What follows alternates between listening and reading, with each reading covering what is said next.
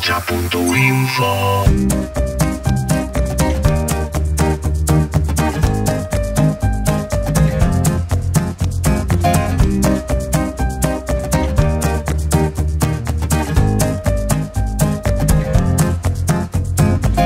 ¿Están de acuerdo en exigir al Gobierno de Navarra que realice los presupuestos con la participación de la ciudadanía y sin aceptar injerencias de Madrid, ni del artículo 135 ni del 155?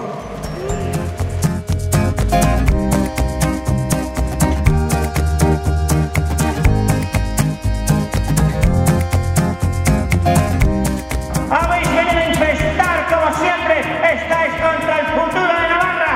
Tantos partidos que hemos visto aquí, taberna, gente que empezó desde pequeños, trabajando con humildad. ¡Arriba España! ¡Sin vergüenza!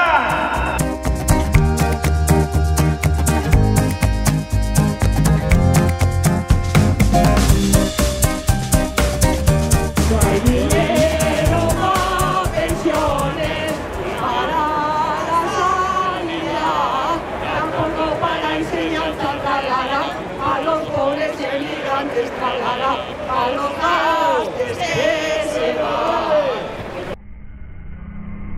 Aocha.info.